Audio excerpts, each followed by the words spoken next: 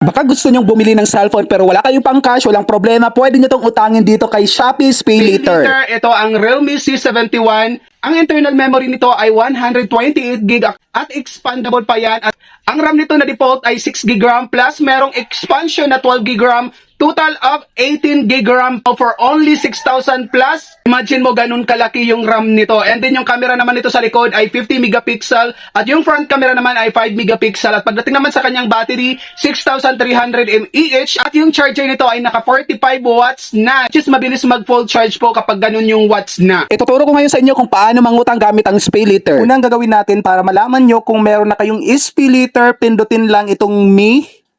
Tapos pindutin natin tong SpayLater. Actually nakikita na nga kung may credit available na tayo at yung akin ay nakalagay dyan 85,000. So ito yung total credit na meron ako. Ibig sabihin pwede na akong mangutang kahit anong gusto ko. Cellphone man or appliances dito kay Shopee.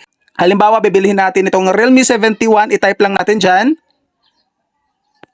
And then bibilhin na natin. Halimbawa ito na yung napili kong cellphone na bibilhin ko.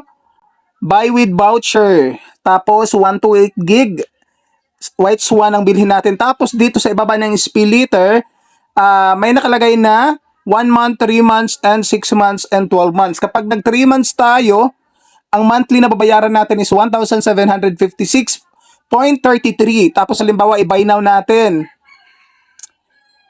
And then, ayan, nakaset na dyan ng 3 months. And then dito sa checkout part, nakalagay na dito is 2,063 pesos. Kanina di ba 1,000 plus lang? Kasi dito, kasama na yung shipping fee. Kaya naging 2,000 plus na siya. So yun yung babayaran natin monthly for 3 months. Tapos kapag decided ka na or gusto mo na talagang bilhin to, i-place order mo lang at voila, darating na sa inyo within 7 days.